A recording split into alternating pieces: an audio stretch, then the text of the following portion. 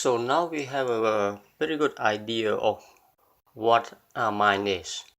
Our mind is just pretty much an interpretation of the different experiences that we receive through the five doors that we call the five senses. So the five senses are the five doors that receive all the information, and it goes in and compares against our memories and it interprets those information and send back the comparison, the result, sort. And that's what we call our mind. So now that we see that, and as we've seen that our body from the previous episode, how the body works or come into being, that the body is changing and it's changing. There's nothing permanent. And now this body here that has all this system that generate this different feeling through the five senses, and the five senses always changing and changing all the time, and because we all know, you look at our mind is always going and it's always thinking, doing something based on all the information that we're receiving, every single second from our surrounding, from our experiences, with the heat or or vision, view, sound, taste, or whatever. That's pretty much what it is. And so it interprets it, and just like I said, it's doing it so fast. The interpretation is so fast. We live under the illusion that is I. The I is doing all of that thing. But when we look deeper and deeper, we can see that there is no such thing as a solid I that is sitting in there operating all these different mechanics. You go and open your eyes and look. There's nobody making that command. It just happened, because that is what nature is. It just happened by itself. That's why, like I said before, so the minds change all the time, and the mind race from one thought to the next. It never stops until when you go to sleep. And even when you go to sleep, sometimes your mind still don't want to go to sleep, because thought keep creeping up and make you tossing and turning and things like that. It's because there's things that you call that the you yourself. So it's not a you, but it's the thinking, the worrying that we think about this about health, about that keep us awake at night. It's because of the thinking, and it's the thinking that is making the thinking keep going and keep us up at night. That's the problem. But if we get to understand the thinking is just thinking, and it's just a result from one thought to the next, one thought to the next, because of the result of previous thought, then now you understand it's just a stream of information. It's a stream of experiences that we are experiencing. That's what life is all about. So another word, life is pretty much just experiences. And who's experiencing it? There is no I or you, come to experience those things. There's just experiences, because we know that things are changing all the time. The bodies are changing, the minds are changing. There's nothing permanent, nothing solid that stay that unchanging. So when there's nothing permanent, nothing solid that you can grasp onto, where is I? You can't. There's nothing there. You can't really find it. It's just the composition of this body, of this solid, of this different things that we can that come from four major elements: earth, water, heat, and wind. All those four elements are the necessary element to have this composition happen. Without one of those elements, there cannot be life. There cannot be what we call life.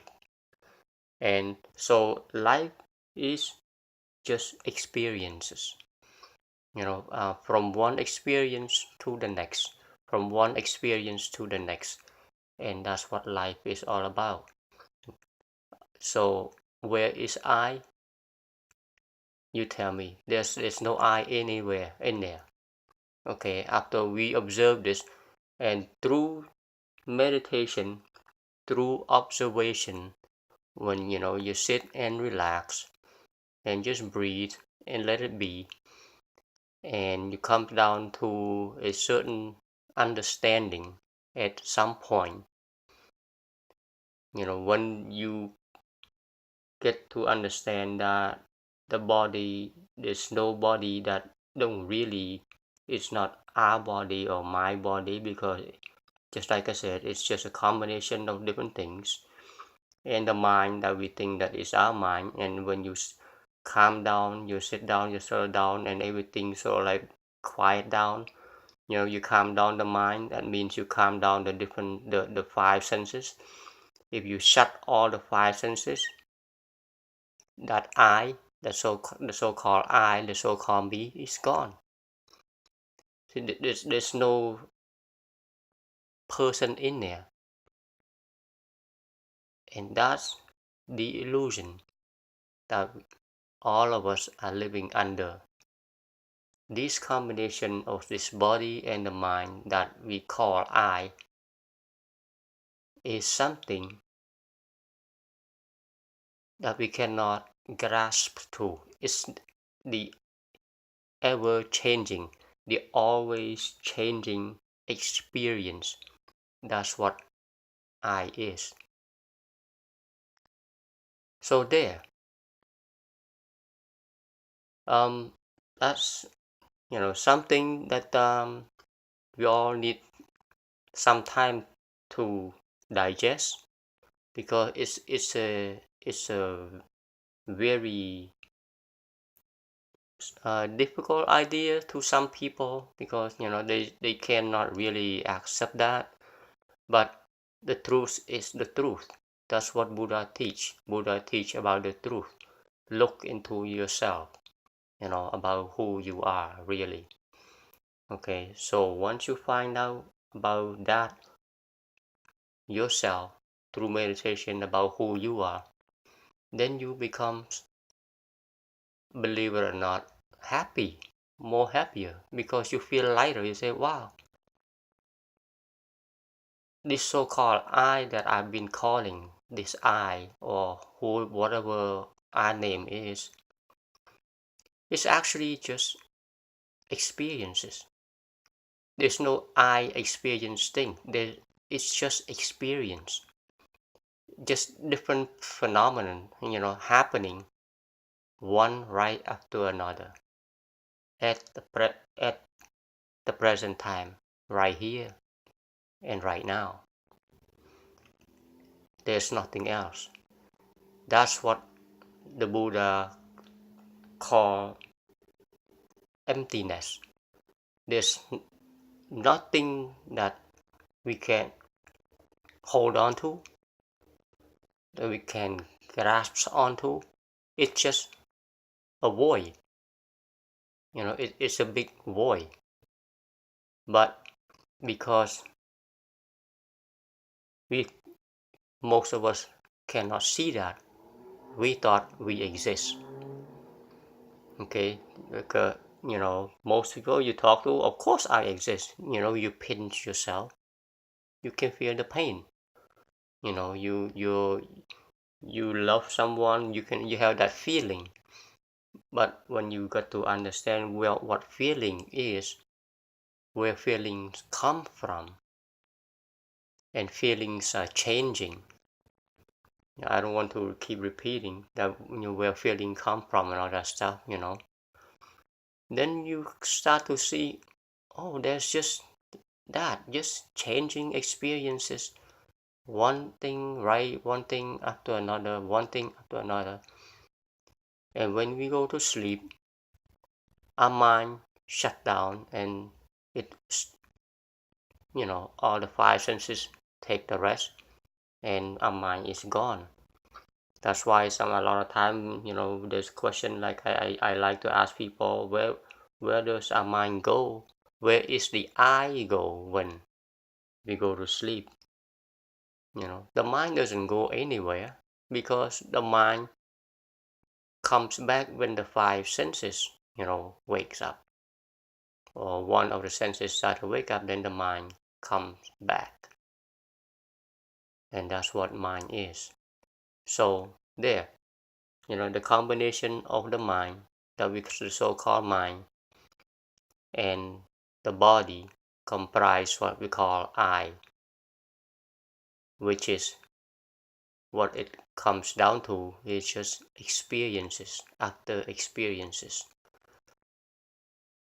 We are very fortunate, if you want to use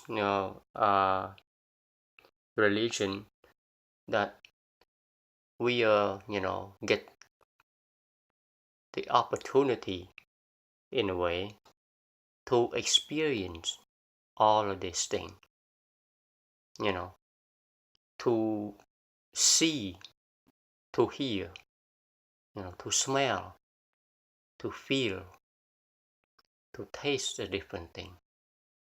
See, that is one incredible, amazing opportunity or fortune, what you call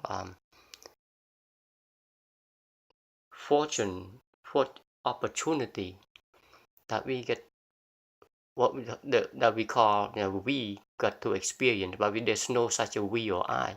There's just experience that we I hate to say it's we, but it's just experience about experiencing it. It's sort of like it's like a loop, revert back to itself. And that is one amazing thing. That's why, a lot of people, when they get older, they come to realize some of that. A lot of people, you see, thank God, I got to wake up one more day to see the nice, blue sky. Thank God that I got to wake up and see the sun again. See, but when we say that, because we don't understand that there's no I, but it's just this experience that keep moving and changing.